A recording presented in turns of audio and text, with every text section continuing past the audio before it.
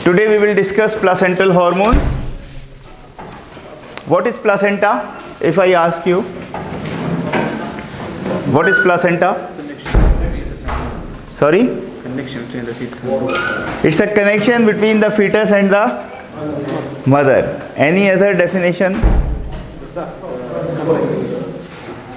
the sac, The sac. The sac.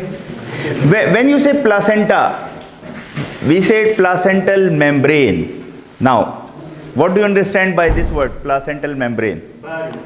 It's a barrier between blood and fetus blood Okay, when it is formed? at the fourth month. It is formed during pregnancy. Where it is formed? In the uterus. Clear? So it's a sac that contains the growing fetus in sort of a membrane that divides, that separates the fetus from the mother inside the uterus. Clear? You must have heard the word female sex hormones before. There are two hormones, one is estrogen, the other is progesterone. And normally the uterus undergo a change every month that results in menses. Clear? So during this cycle, first ovulation takes place at the 14th day, and if this ovum is not fertilized, then it is discharged in the form of menses. But if it is fertilized, then it grows into a fetus. So it changes into a separate state which is called pregnancy. Clear? So during pregnancy, the hormonal setup is a little bit changed. We have to discuss these changes. Clear? What hormones are released by the placenta that help in continuity of the pregnancy, that help in the growth of the fetus, and that help in the mother to cope up these changes. Clear? So we will discuss a few hormones that are released by this placenta and what are their functions. So these are the placental hormones. Very short introduction about them. There are two sets of hormones that are released by the placenta. And as you all know, now we classify the hormones on the basis of their chemical nature, chemical structure, chemical origin. Please close your mobiles. There is a boy in the last row who is using the mobile just in front of me. Stand up, please. The last boy in front of me, stand up and get out from the class.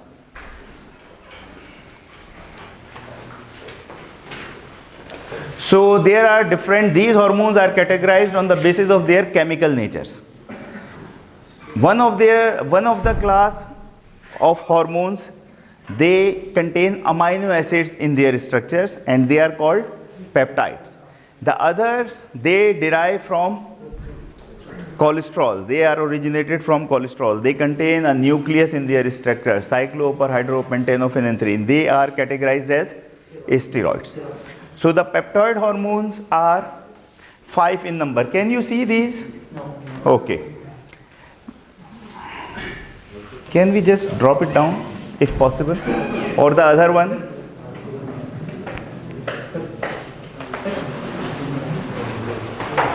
Thank you. So these the peptide hormones are actually 7 in numbers. If you see the slide, you find 2 in a separate box and the 5 in a separate box. These two are the really main important hormones. One is called human chorionic gonadotropin, HCG, and the other is called human chorionic somatotropins. The other hormones that are released from the placenta, they are ACTH, growth hormone variant, relaxin, inhibins, and activins. The steroid hormones that are secreted by the placenta are estrogen and progesterone. You must have a clear-cut idea of estrogen and progesterone, and you have an idea of ACTH, adrenocorticotropic hormone, and growth hormone. So in this lecture, our focus will be HCG, SCS, relaxin, inhibin and activin.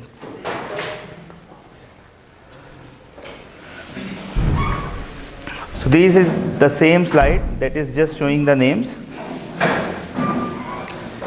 Now where these hormones are synthesized, what is the site? Remember, these hormones are synthesized from the cells which are called cytotrophoblast and syncytotrophoblast. Out of these two cells, the syncytotrophoblast, they are the main cells that secrete these hormones. Excuse me, the mobile phone is not allowed. If you have to use mobile phone, get out of the class, use it freely, no problem. Clear? So there are two set of cells that release this hormone. One is called syncytotrophoblast and the other is called cytotrophoblast. Now let's discuss one by one all these hormones. The first hormone is human chorionic gonadotropin. As I told you, this hormone is a protein and there is some carbohydrate component that is present in its structure. So overall, if you see, this hormone is a glycoprotein because it contains some carbohydrates. And this protein is a heterodimer. When I say heterodimer, dimer means it contains two polypeptide chains in its structure. Clear? And these polypeptide chains, if they are different, these are called heterodimer. So it's a heterodimer that contains two polypeptide chains. One chain is called alpha chain and the other is called the beta chain. Both chains are biologically active. And if you separate the two subunits from each other, the hormones will be inactive. Clear? So hormone is active only if the two polypeptide chains are connected to each other. Its half-life is 36 hours. It means it has a long duration of action, relatively long. Clear? And its activity is more like luteinizing hormone, LH. What is the function of LH? Maintenance of the pregnancy. How it helps in maintaining of the pregnancy? Because it stimulates the secretion of progesterone. Clear?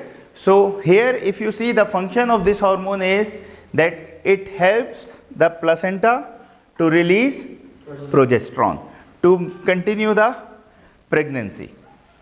Now there is a clinical importance of this hormone, beta SCG. Whenever any lady thinks that she is pregnant, she thinks once she misses her routine period. Clear? So once a lady misses her routine period, she thinks that she is pregnant. Clear? She goes to the hospital and the hospital people, they confirm it by doing a test which is called pregnancy test. They ask the lady to bring the urine in a bottle and they just check the presence of SCG in the urine. Clear? So if the SCG is detected in the urine, it means this is positive. Pregnancy test is positive. So this is a clinical importance of this hormone, that it is used for the detection or for the confirmation of pregnancy. Now normally in routinely this test is done in the urine. Clear? But if you want to detect the pregnancy early, you can do this test in the blood. Clear? So, but if a lady is not pregnant and still she is getting high levels of SCG, this indicates some neoplasm. Clear?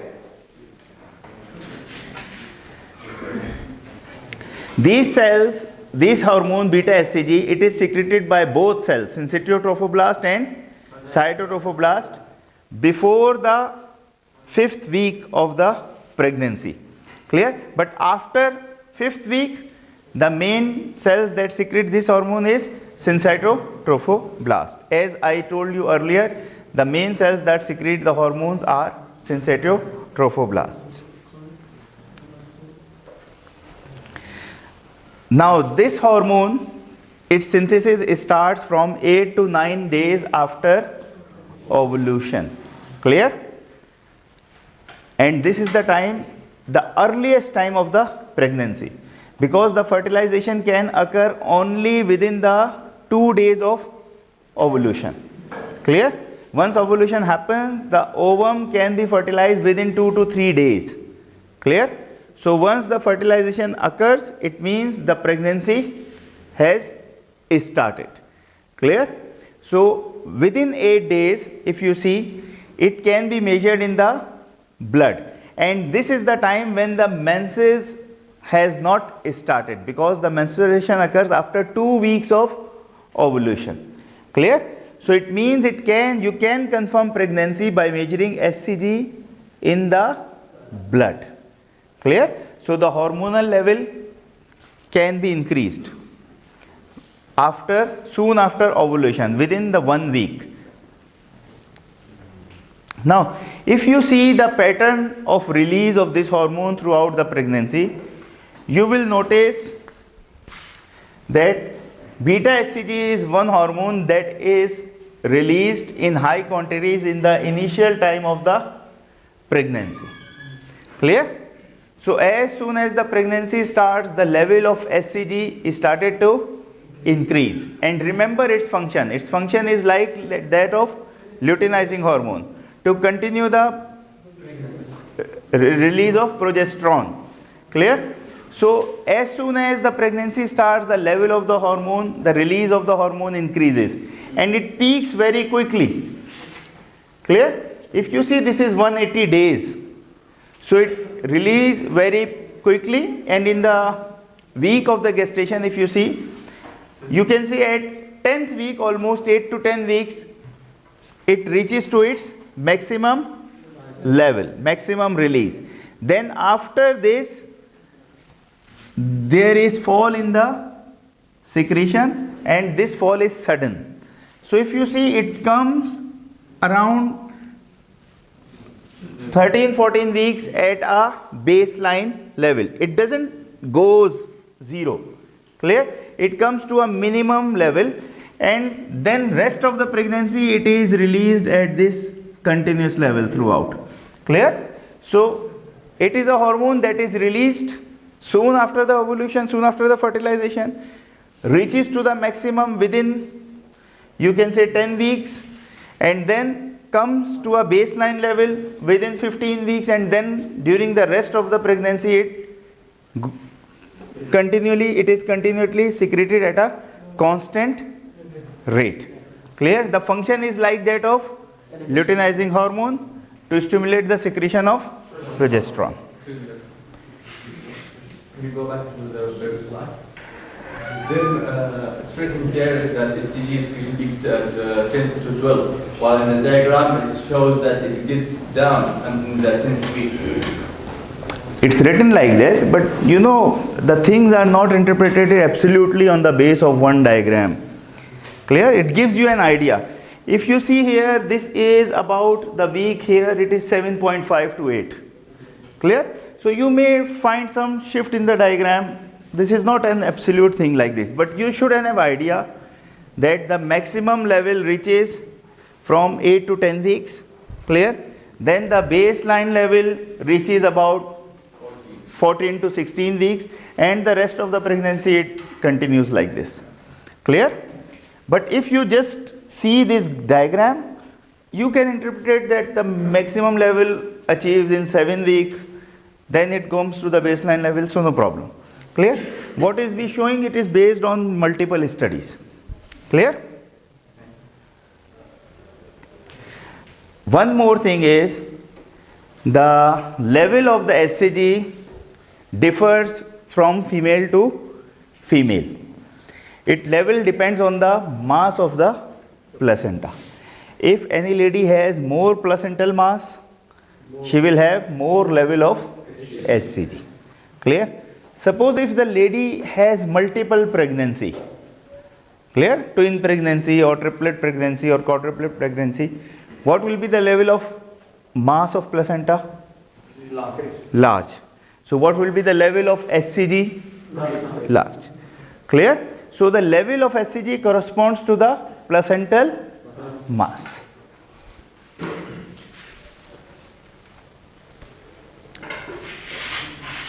Now this SCG production itself, it is controlled by growth hormone releasing hormone. Excuse me. The level of SCG is controlled by growth hormone releasing hormone. From where it is secreted? Growth hormone releasing hormone? From the hypothalamus. Clear? So it is released from the hypothalamus of the fetus, or it is released from the hypothalamus of the mother?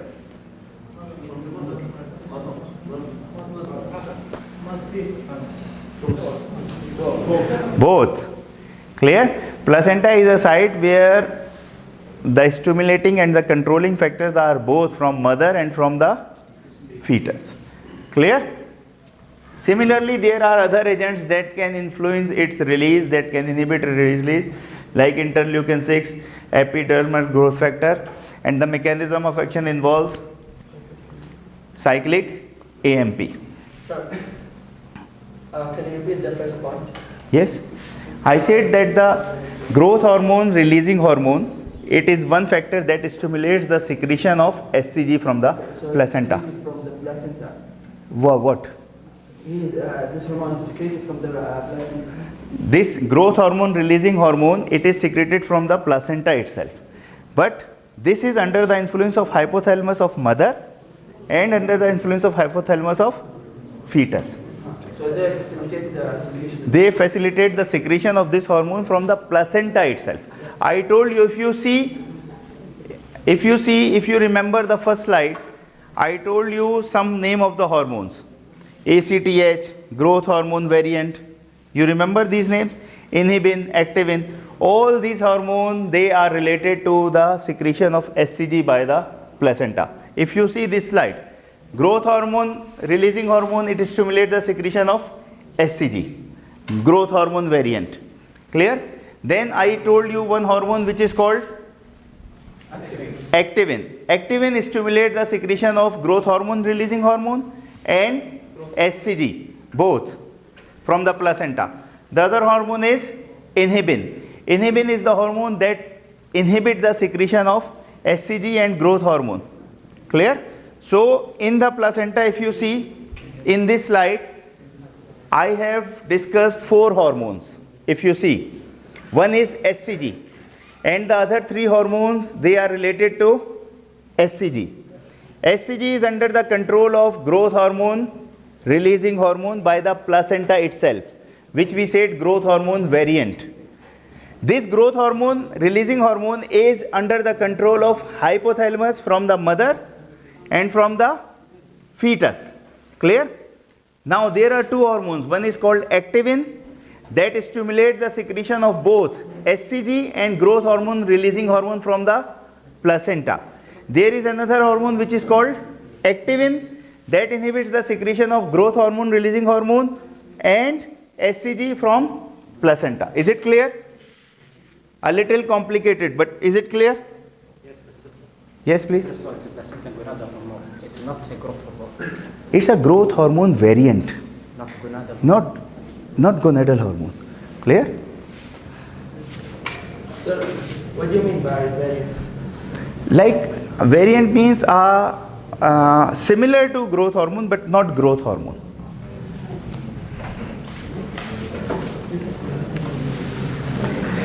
Now come to the mechanism of action of SCG. SCG is a peptide hormone. So where are the receptors of the peptide hormone? On the cell membrane.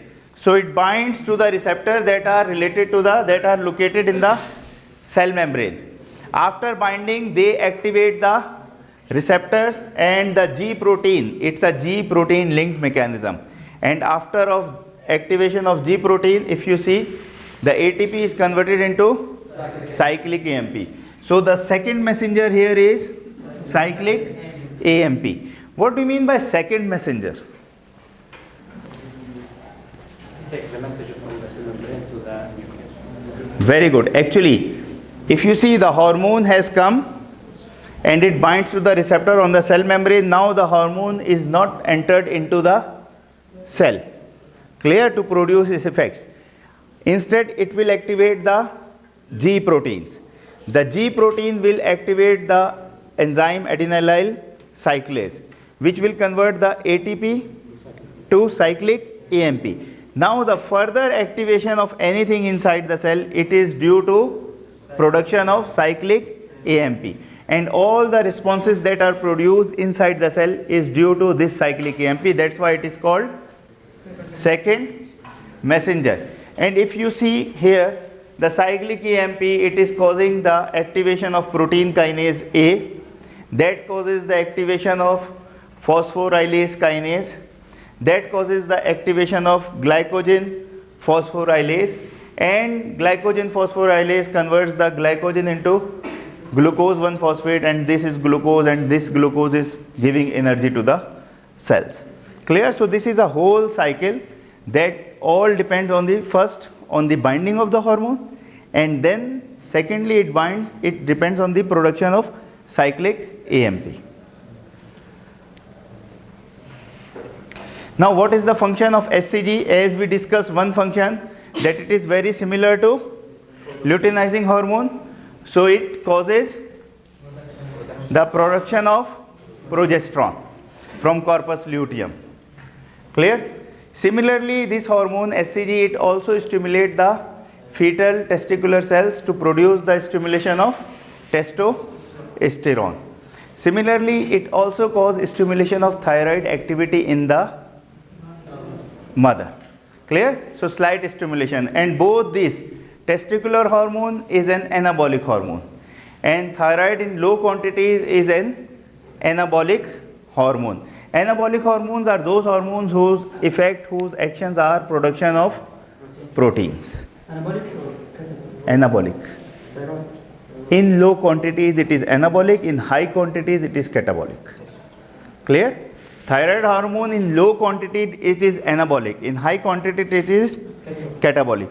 Growth hormone is anabolic, insulin anabolic, and testosterone anabolic. Any question about SCG? Now we move to the next hormone, which is called HCl, human chorionic, HCS, human chorionic somatotropin. It is also called human placental lactogen. Clear? We say SCG, SCS, human chorionic somatotropin.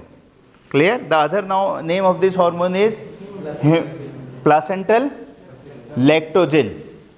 Clear? The other name is chorionic growth hormone. These are the same names of the same hormone. Now placental lactogen, it means the actions will be like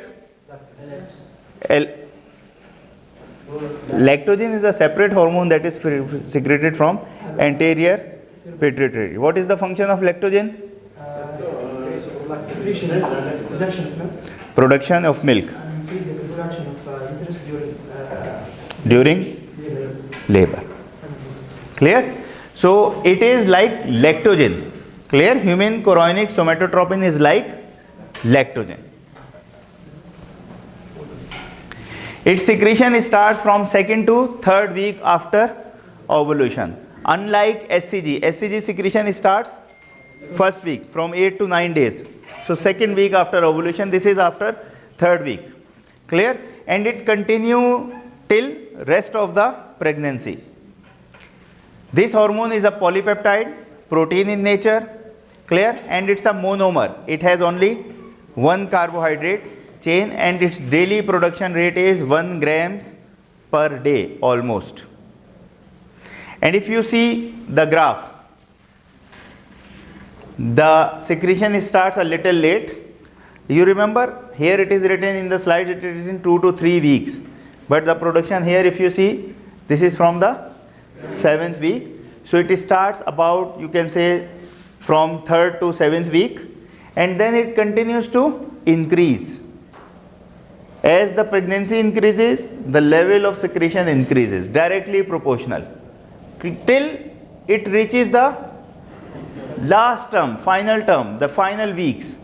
At about 36 weeks or 34 weeks, it becomes straight, continue, plateau. Clear?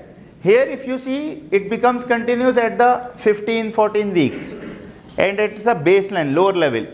It continues as the upper level, and as you mentioned, because lactogen is involved in contraction of the uterus during labor. So this is the time when you require more lactogen. Clear? And as you said, the lactogen is involved in milk secretion, milk production. This is the time when the quantity of the milk is required.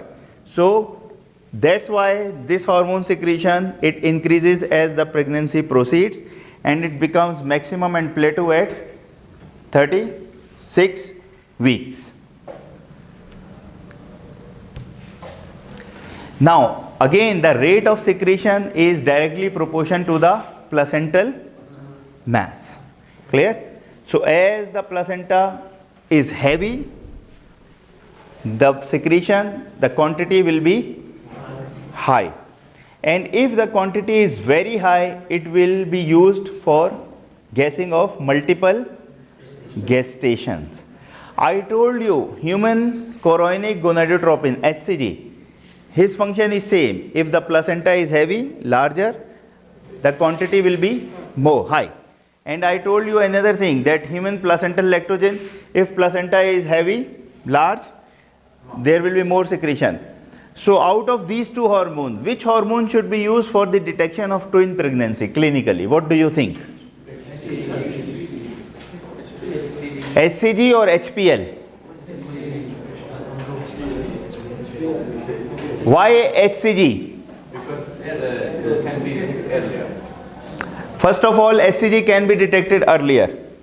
But the problem with the HCG, that a time comes within 15 weeks, a time comes when the secretion of the HCG becomes constant. Clear?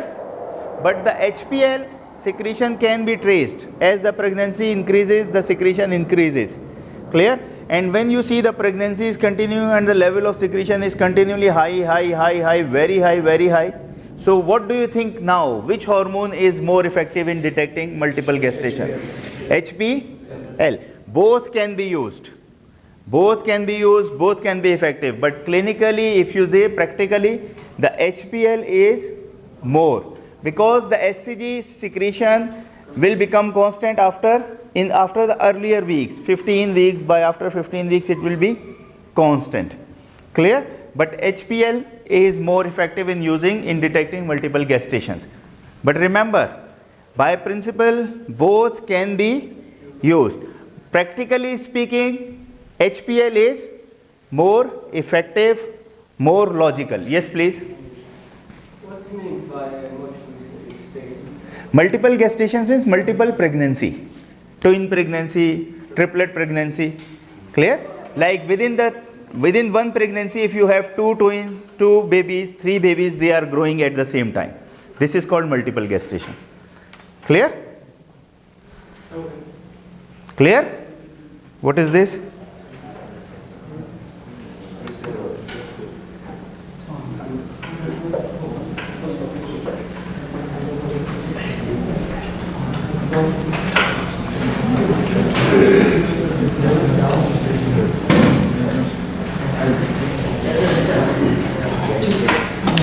And if you see, besides the function of as acting as lactogen, there are other functions, like it will stimulate the growth of the fetus in general. Similarly, it will regulate the metabolism of carbohydrate, fats and protein in both fetus and mother. And the very important function is that it promotes angiogenesis in fetus. So in addition to the 2 main functions of lactogen, these are the 3 additional functions that are performed by this hormone. And because it is involved in the growth and metabolism, that's why it is also called as growth hormone. You remember its name? Chorionic growth hormone. This is the other name. So if you see, the functions are like 2 hormones of pituitary gland, lactogen and growth hormone.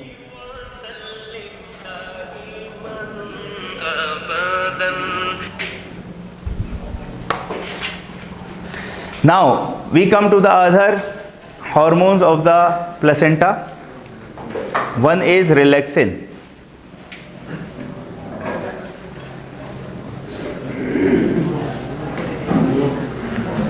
One is relaxin. Stand up. Yes. And no. You sit down. You sit down.